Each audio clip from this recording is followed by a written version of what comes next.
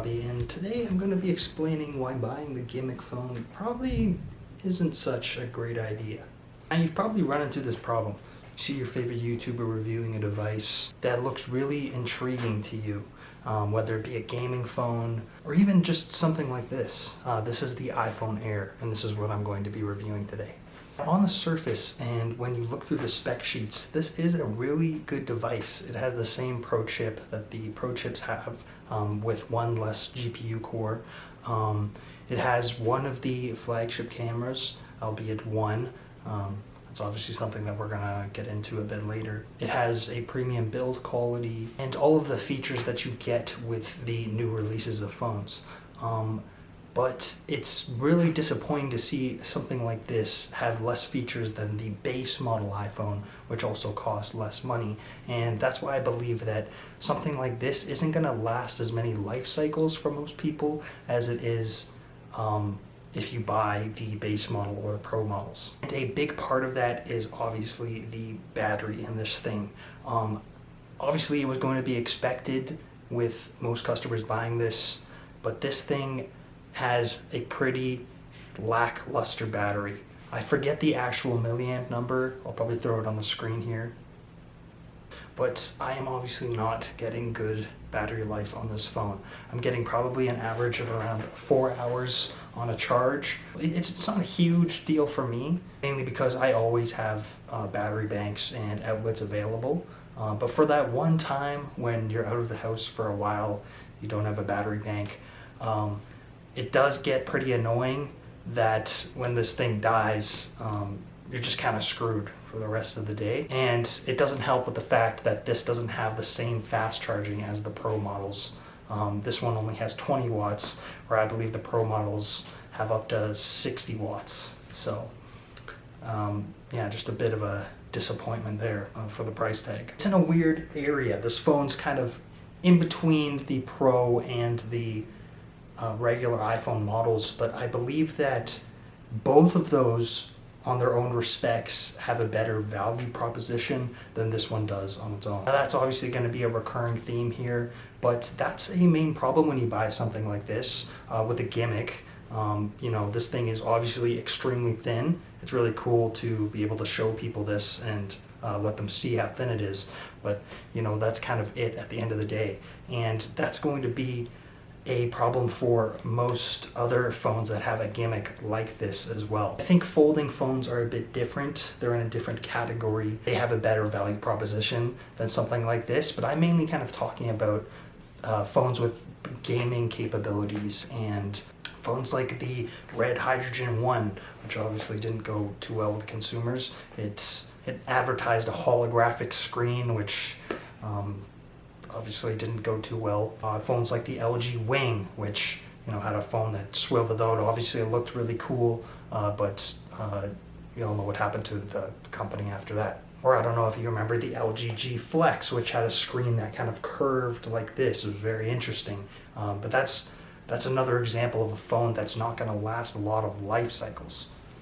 And what I mean by that is a phone that's not going to probably go more than 2 years in someone's pocket. For the average consumer, they're going to probably get sick of the fact that this thing only has one camera, it has a bad battery life, and that it doesn't have fast charging. And if you're a prosumer like myself, if you're someone that wants to get the most value out of their device as possible, this is obviously probably going to be a bad choice. But I did want to highlight the good parts of the phone, which I really liked.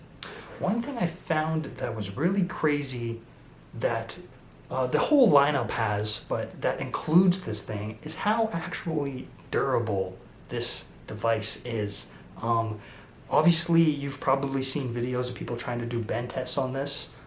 This thing is impossible to bend, even though it's like this thin. It's just that's just crazy to me. I've never had any problems myself with it bending. And then the scratch and just overall, the scratch durability and the overall durability of the device is wild to me. I bought this on launch day.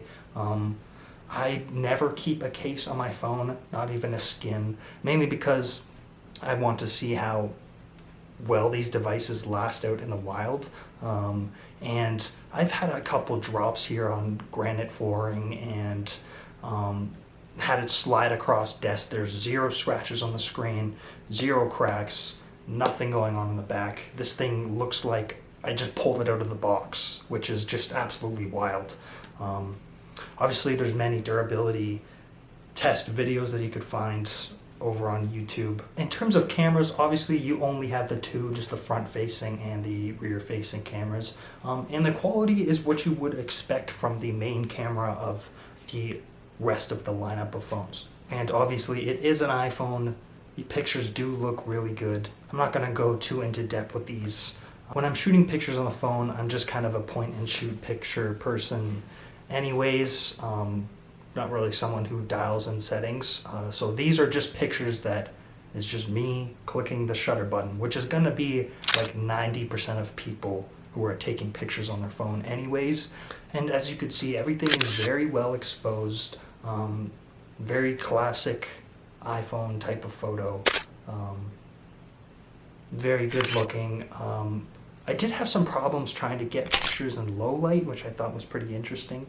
They're not terrible per se, but for some reason, I guess just over the years of reviewing these phones, I just thought they would just be a bit, they would just be getting better over time. But obviously the low light performance, it's good, but it's not anything crazy. The evolution of night photography in computational smartphones has not really evolved over the past few years. Not that that's a problem. It's still, most of the photos still look really good. Yeah, this year of upgrades, or the 2025 year of upgrades for the iPhone, is not anything to dwell over. Video performance as well is gonna be good. It's gonna be great. It's an iPhone. iPhones have always had the best video quality out of most smartphones.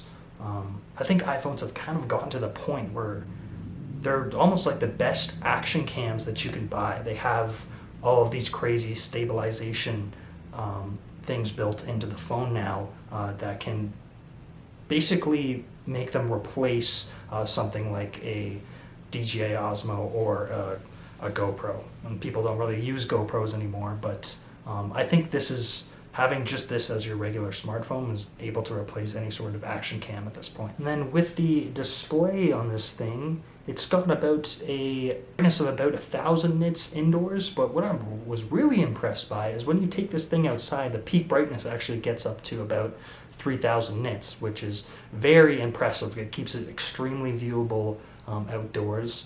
I've tested phones before that don't do that. If you've seen my last review from last year, that was a bit of a struggle. But yeah, it keeps it just very usable, gets very bright outdoors. And that's something that I really appreciate as I'm outside of all of the time. Another part I'm a bit disappointed about with it being a gimmick phone, once again, that's the theme of this video, is this thing doesn't have full 5G support. I'm only getting like the base 5G levels of speeds, none of that like millimeter wave stuff.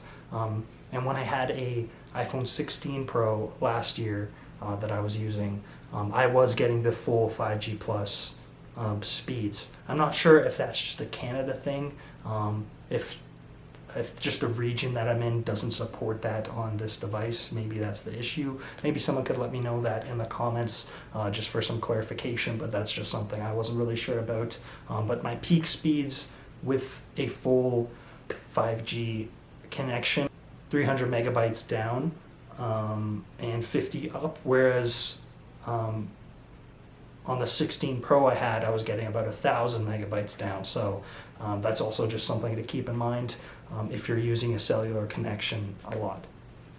Now, would I recommend something like this to anybody else?